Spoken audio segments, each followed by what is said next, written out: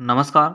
ओम study live में आपका स्वागत है। आज के इस वीडियो में हम 8th ग्रेड अभ्यास पुस्तिका में कक्षा 8वीं में विषय विज्ञान में अध्याय 12 कुछ प्राकृतिक परिघटनाएं के प्रश्नों को समझेंगे। तो आइए वीडियो को शुरू करते हैं। इससे पहले अगर आप चैनल पर नए हो तो चैनल को सब्सक्राइब कर ले, जिससे कि आगे की वीडियो की सूचना आप तक पहुँच सके। प्रश्न पहला, नीचे दिए गए शब्दों का चयन कर रिक्त स्थान की पूर्ति कीजिए। सजाती आवेश एक दूसरे को प्रतिकर्षित करते हैं। दूसरा, तड़ित चालक किसी भवन को तड़ित से सुरक्षा प्रदान करते हैं। पृथ्वी के अचानक कांपने अथवा थरथराने को भूकंप कहते हैं। भूकंप की शक्ति के परिणाम को रिएक्टर पैमाने पर व्यक्त किया जाता है। कोई वस्तु में आवेश है या नहीं, इसकी पहचान के लिए विद्युतदर्शी का उपयोग किया जाता है। प्रश्न 2, सही विकल्प के आगे राइट का चिन्ह लगाना है। नीचे दिए गए शब्दों की सूची पर विचार कीजिए। सुनामी, भूस्खलन, बाढ़, तड़ित।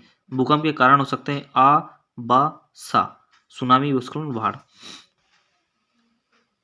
दूसरा, निम्नलिखित में से कौन सी घटनाएं भूकंप का कारण बन सकती है?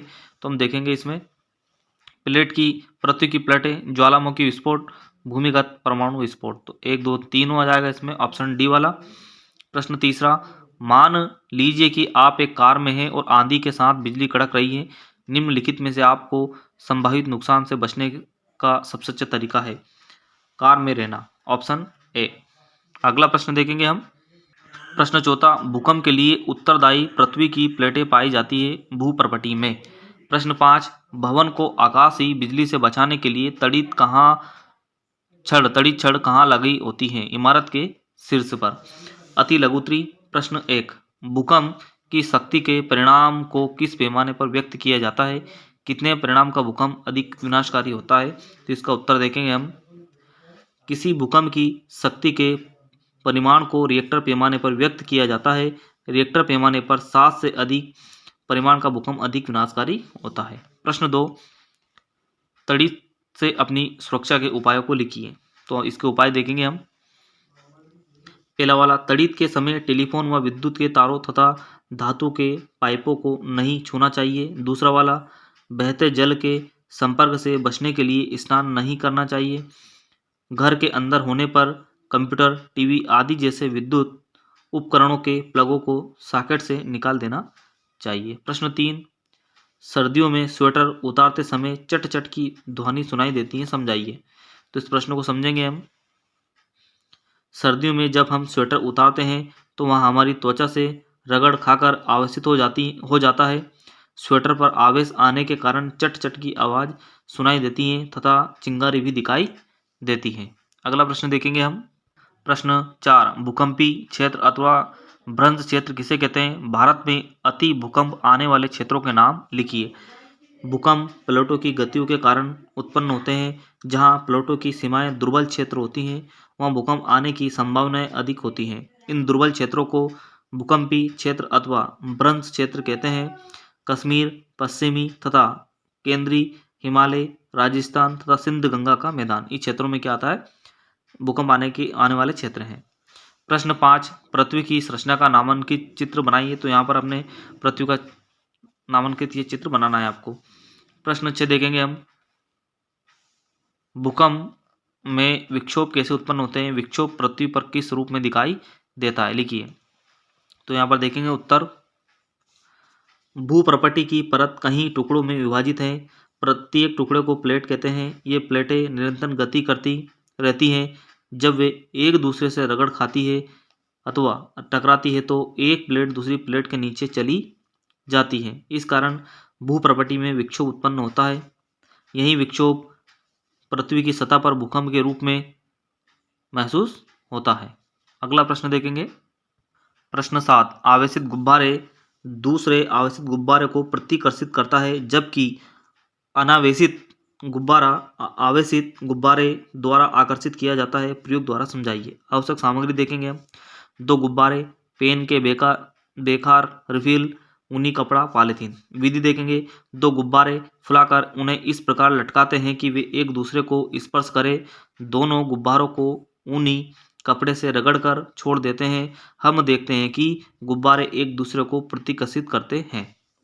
अब एक गुब्बारे को ऊनी कपड़े से रगड़ते हैं और एक अनावेशित गुब्बारा इसके नज़दीक लाते हैं। हम देखते हैं कि हमारे पास जगह कम थी इसलिए पेंच में लिखा।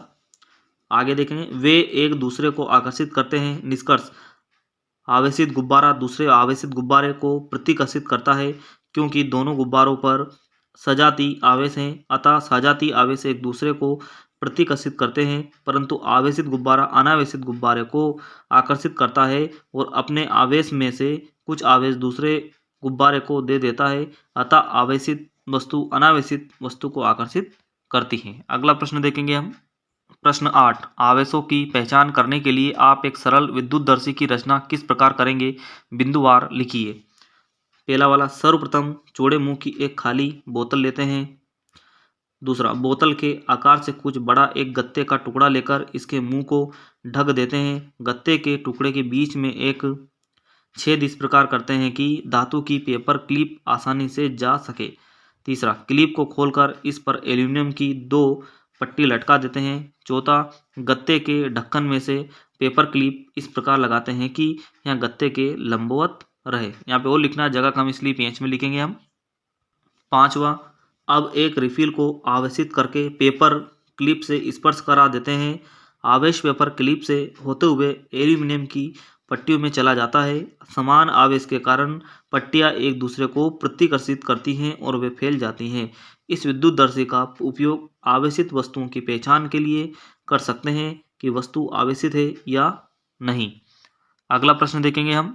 प्रश्न 9, तड़ित चालक किसे कहते हैं तथा यह भवन की सुरक्षा किस प्रकार करते हैं? सचित्र समझाइए।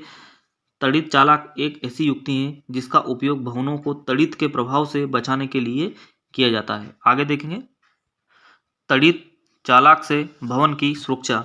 किसी भवन के निर्माण के समय उसकी दीवार में उस भवन की ऊंचाई से अधिक लंबाई की धातु की छड़ स्थापित कर दी जाती है। इस छड़ का एक सिरा वायु में ऊपर खुला रखा जाता है तथा दूसरे सिरे पर धातु की एक प्लेट लगाकर जमीन में काफी गहराई तक पहुंचाने के लिए एक सरल पथ का कार्य करती है। इससे भवन सुरक्षित बना रहता है। प्रश्न 10, भूकंप से बचने के लिए निम्न स्थितियों में आप क्या प्रयास करेंगे? आ वाला देखें, यदि आप घर में हैं तो देखेंगे हम क्या प्रयास करते हैं। किसी मेज के नीचे आश्रय लेंगे तथा झटकों के रुकने तक वहीं रहेंगे। दूसरा, ऐसी ऊंची तथा भारी वस्तुओं से दूर रहेंगे जो हम पर गिर सकती हैं। तीसरा, यदि हम बिस्तर पर हैं तो उठेंगे नहीं और अपने सिर का तकिए से बचाव करेंगे। बा वाला देखेंगे, यदि आप घर से बाहर हैं तो पहला, भवनों, वृक्षों तथा ऊपर जाती हुई विद्युत लाइनों से दूर किसी खुले स्थान को खोजकर धरती पर लेट जाएंगे। यदि हम किसी वाहन में होंगे तो बाहर नहीं निकलेंगे और धीरे धीरे किसी खुले हुए सुरक्षित स्थान पर पहुंचेंगे। प्रश्न 11, तड़ित झांझा के समय यदि आप घर के बाहर खुले स्थान में हो तो आप तड़ित से बचने के क्या उपाय करेंगे? पहला वाला, खुले मैदान, ऊंचे वृक्ष, पार्कों में शरण एवं ऊंचे स्थानों पर नहीं जाना चाहिए।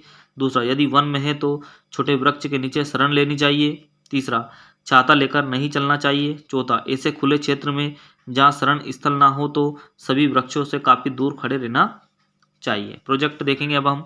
आ वाला, समाचार पत्र पत्रिकाओं में छपे भूकंप पीड़ित व्यक्तियों की समस्या को एकत्र कर संक्षिप्त रिपोर्ट तैयार करिए। तो हम देखेंगे, दिल्ली में भूकंप से लोगों के रहने की आफत बनी। भोपाल में भूकंप से घरों की छत उड़ी। भूकंप से ऑनलाइन व्यवस्था हुई प्रभावित। भूकंप से गांवों में बिजली ठप हो जाती है। बा वाला, भूकंप के अलावा भी कुछ प्राकृतिक आपदाओं के चित्र एकत्र कर अपनी स्क्रैप पुस्तिका में लगाएं। तो यहाँ पे आप लगाना, आग का, बाढ़, सुनामी, ज्वालामुखी विस्फोट, तूफान।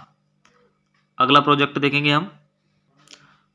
प्राकृतिक विनाशकारी परिघटनाएं कौन कौन सी है तथा उनसे जल जीवन किस प्रकार प्रभावित हो सकता है, लिखिए। प्राकृतिक विनाशकारी परिघटनाएं भूकंप, भूस्खलन, बाढ़, सूखा, चक्रवात, सुनामी आदि। प्रकृति विनाशकारी घटनाओं से जन जीवन प्रभावित होता है। इससे जन धन की हानि होती है, जन जीवन अस्त व्यस्त होता है। प्रश्न बा वाला देखेंगे हम। अपने आसपास के 10 घरों की सूची बनाइए जिनके भवनों पर तड़ित चालक का उपयोग किया गया है तथा तड़ित चालक का चित्र बनाकर अपनी फ्री स्क्रैप पुस्तिका में लगाए। तो आप अगर आपके आसपास घर में तड़ित चालक लगा तो वहाँ पे आपकी सूची बनानी और आप यहाँ पे बनाना। तो आज के इस वीडियो में हमने विज्ञान के प्रश्नों को समझा। आई होप अगर आपको वीडियो अच्छा लगा तो लाइक कीजिए, चैनल पर नए हो तो सब्सक्राइब कीजिए। मिलते हैं अगले वीडियो में, जब तक के लिए जय हिंद।